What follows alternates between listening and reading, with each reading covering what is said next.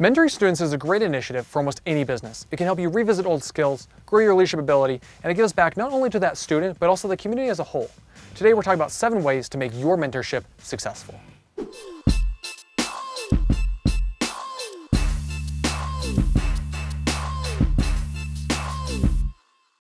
Welcome to Business Mindset. I'm Trenton Hoshiko. Here at Modern Icon Media, we just finished our first student mentorship.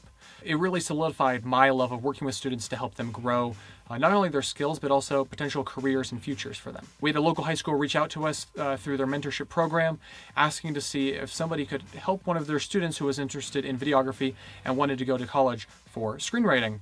Whether you're in a similar situation or even working with 4 class credit interns, this video is for you. 1. Don't take on a mentorship or internship that you can't handle. If you don't have the time, energy, interest, or if the student just isn't the right fit for what you do, pass. It's in everyone's best interest that you have significant time to dedicate to that student so that their internship or mentorship can be successful and educational.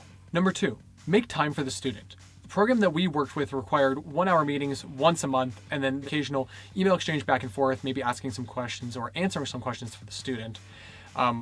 We decided that we wanted to do more than that, so we offered our student weekly meeting times, about an hour in length, maybe 2 hours, depending on exactly what they needed and what their schedule looked like.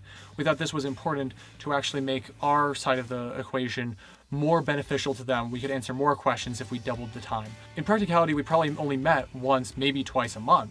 But having that option and that opportunity to grow and learn more, I think was valuable for the student that we were working with. If you can make more times, the student then can pick.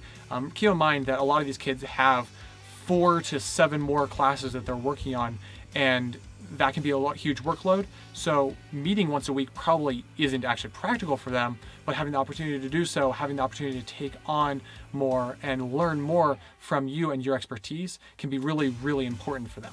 Number 3, don't do the work for them. It almost goes without saying, but sometimes we might feel inclined to help somebody do it right. That doesn't actually help them in the long run because you're the experienced professional. They need to learn how to do it right. Sometimes it might be a struggle, sometimes they might stumble. It probably won't be perfect, but that experience will help them learn more than you helping them get it right. Show them examples, give strong feedback, be a guide, be a mentor, but don't do their work for them. Number 4, focus on the process.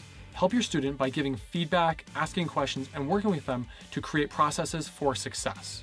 For example, our student was working on miniature documentaries about their classmates. In doing so, they had a lot of interviews to shoot, but lots of people weren't comfortable with being on camera. We helped them figure out interview techniques that would make their subjects more comfortable, and this led to better footage overall in the project.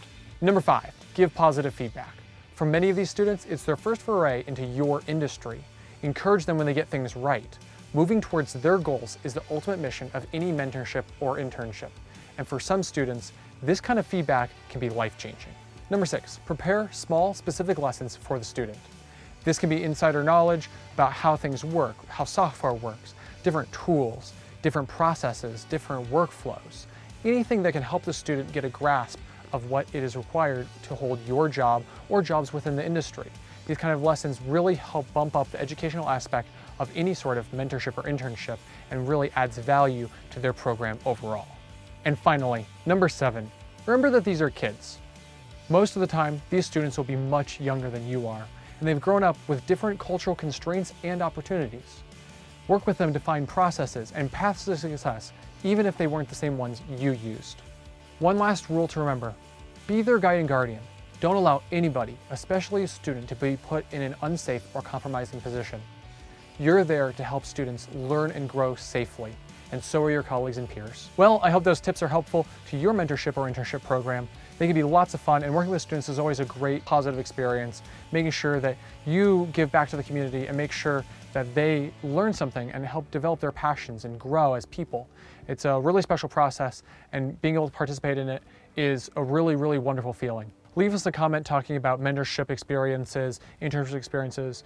We really want to start a conversation about how we can help students grow and learn more and be ready to enter businesses and enter the job field or enter college even and be better off with more skills and more knowledge, ready to work, ready to pursue what they're truly interested in. If you learned something from this video, please consider subscribing down below to our Modern Icon Media channel. You can also find us on Twitter, Facebook, and Instagram at Modern Icon Media. I'm on Twitter at Trenton_Hoshiko.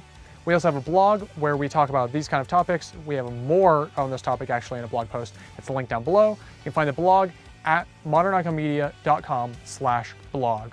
Plenty of business articles, and we really appreciate the readership that we're getting over there. Go out there and do good business.